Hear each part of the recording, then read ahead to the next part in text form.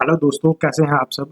तो पिछली वीडियो में हमने डेबिट क्रेडिट का कंसेप्ट समझा था अकाउंटिंग इक्वेशन के लिए। इस वीडियो में भी हम अकाउंटिंग इक्वेशन के कंसेप्ट ही क्लियर करेंगे। गाइज, पहले मैं आपको कंसेप्ट क्लियर करवाऊंगा, उसके बाद मैं जनरल एंट्रीज करवाऊंगा। इसलिए कंसेप्ट वाली वीडियोस आप पहले देखें, उसके बाद हम जनरल एंट्रीज की वीडियोस करेंगे, फिर आप उनको देखिए। तो चलिए वीडियो को शुरू करते हैं। उससे पहले चैनल को सब्सक्राइब कर लें।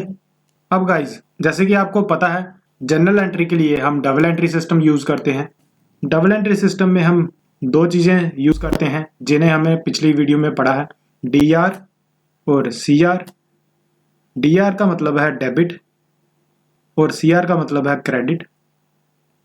ये दोनों चीजें डबल एंट्री में यूज होती हैं। डेबिट का मतलब है जो चीज हमारे पास आती है, मतलब गेट, और क्रेडिट का मतलब है जो चीज हमसे दूर जाती है, मतलब गिव। अगर आप किसी से सामान लेते हैं, फॉर एग्जाम्पल आपने किसी से मशीन ली, तो मशीन आपकी आएगी डेबिट में क्योंकि आपने वो ली है। और जब मशीन के बदले में आप उसको कैश देंगे तो कैश आपका आएगा क्रेडिट में, क्योंकि कैश आपसे दूर जा रहा है, उसको आप क्रेडिट में लिखोगे। तो आई होप ये क्लियर आपको पहले भी हो चुका है, इस वीडियो में मैंने ये रिवाइज कर दिया है। तो अब शुरू करते हैं आगे। दूसरी चीज ये है, अकाउंटिंग इक्वेशन कोई भी हो उस पे आप इस फॉर्मेट में ही एंट्रीज करते हैं। जनरल एंट्रीज करते हुए आपको ये पूरा फॉर्मूला याद रखना है, asset equal to capital plus liability. जब भी हम जनरल एंट्रीज करते हैं, एक साइड हमारे एसेट्स होते हैं और दूसरी साइड हमारी कैपिटल और लाइबिलिटी होती है। और सारी जनरल एंट्रीज करने के बाद जो भी हमारी 4-5 जितनी भी जनरल एंट्रीज होती हैं, उनके बाद हमारे टोटल एसेट्स इक्वल टू हो जाते हैं कैपिटल प्लस लाइबिलिटी। ये पूरी चीज जब हम जनरल एंट्रीज करेंगे तभी मैं आपको क्लियर करूंगा। गाइज, ये कंसेप्ट आपके लिए बहुत इंपॉर्टेंट है जो इस वीडियो में आपको पढ़ाने जा रहा हूँ जनरल एंट्रीज करने के लिए। तो इस वीडियो को पूरा देखिए।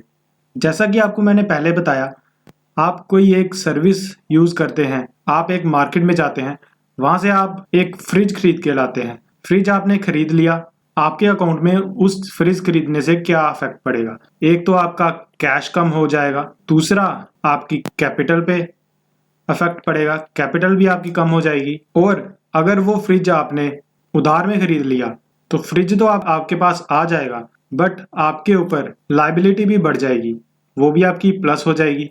लाइबिलिटी भी बढ़ जाएगी क्योंकि आपने फ्रिज उधार में लाया है, तो उधार तो आपको बाद में चुकाना पड़ेगा, इसलिए वो आपकी लाइबिलिटी बढ़ जाएगी। यही चीजें हम समझेंगे पूरी वीडियो में।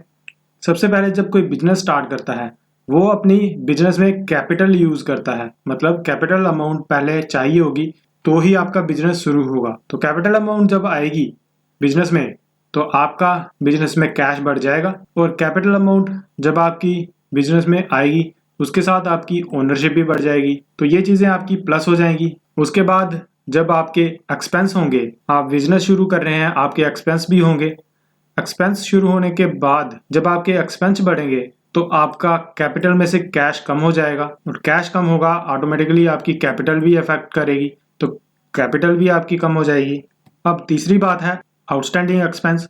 आउटस्टैंडिंग एक्सपेंस क्या होते हैं? आउटस्टैंडिंग एक्सपेंस वो एक्सपेंस होते हैं जो आपने कभी चीज ले ली है, उसके बदले में आपने उसको कुछ पे नहीं किया, मतलब कोई कैश नहीं पे किया, कुछ भी पे नहीं किया। तो आउटस्टैंडिंग का मतलब है वो आप बाद में पे करोगे, और बाद में पे करने पड़ेंगे, बिजनेस है। तो जब आप कोई चीज ले आए तो उसको आपने जब पे करना है तो आपका कैपिटल कम हो जाएगा, क्योंकि आपने उसी अमाउंट से पे करना है जो आपने बिजनेस में लगाई होगी। और दूसरी चीज, आपकी लाइबिलिटी बढ़ जाएगी। लाइबिलिटी होती है उधार, मतलब अगर आप किसी से लोन लें तो आपको वो चुकाना पड़ेगा, वो आपके लिए लाइबिलिटी है, उधार या बोझ। और दूसरा, जब आप किसी से उधार में सामान ले आए तो वो भी आपको चुकाना पड़ेगा, वो भी आप पे लाइबिलिटी है, तो इससे आपकी लाइबिलिटी बढ़ जाती है। इसके बाद है डेप्रिसिएशन। आपकी कोई फिक्स्ड एसेट है, मीन्स आपकी कंपनी में कोई मशीन लगी है, कोई कंप्यूटर है, कुछ भी है, तो अगर वो खराब हो रही है, तो जब मशीन खराब हो गई तो मतलब वो आपका फिक्स्ड एसेट है, तो फिक्स्ड एसेट आपका कम हो जाएगा, माइनस में चला जाएगा। तो उसी के साथ आपकी कैपिटल भी कम हो जाएगी, क्योंकि अगर आपको वो ठीक कराने पड़ेगी तो आपको पैसे देने पड़ेंगे, आपकी कैपिटल भी कम हो जाएगी। तो ये चीजें दोनों डेप्रिसिएशन से अफेक्ट करेंगी। उसके बाद है गुड्स सेल ऑन क्रेडिट। जब आप कोई अपने गुड्स बेच रहे हैं उधार पे, तब तो आपके डेटर्स बढ़ेंगे और डेटर्स बढ़ने के साथ साथ आपका स्टॉक घटेगा, क्योंकि आपने वो सामान दे दिया है तो आपका ऑब्वियसली स्टॉक कम हो जाएगा। इसके बाद गुड्स परचेज ऑन क्रेडिट, जब आप किसी से उधार में सामान लेंगे अपने बिजनेस के लिए तो उससे आप सामान तो ले आएंगे बट आप उसको पैसे नहीं देंगे, पैसे आपको बाद में चुकाने पड़ेंगे, तो उससे आपका स्टॉक बढ़ जाएगा क्योंकि सामान आ गया, और लायबिलिटी भी बढ़ जाएगी क्योंकि आपको सामान के पैसे बाद में देने हैं, तो ये आपकी लायबिलिटी बन गई। अब आप इसके बाद है drawing for personal use. Drawing का मतलब है यहाँ पे कि आप जब अपने बिजनेस से पैसे निकालते हैं अपने पर्सनल यूज के लिए तो उसे हम ड्राइंग कहते हैं। तो जब आपने अपने पर्सनल यूज के लिए पैसे निकाल लिए अपने बिजनेस से तो उससे आपका कैश कम हो जाएगा और आपकी कैपिटल भी कम हो जाएगी। ये दोनों इफेक्ट होंगे आपके अकाउंट पे। तो गाइज ये चीजें थी आपकी जनरल एंट्रीज के लिए बहुत इंपॉर्टेंट। ये चीजें समझाना बहुत जरूरी था जनरल एंट्रीज करने के लिए, इसलिए पहले मैं ये वीडियो लाया। उसके बाद अब जनरल एंट्रीज और गोल्डन रूल की लेक्चर करेंगे। आई होप आपको ये वीडियो समझ आया होगा, तो प्लीज वीडियो को लाइक कर दें और चैनल को सब्सक्राइब कर दें। मिलते हैं अगले वीडियो में। Thanks for watching the video. Have a nice day.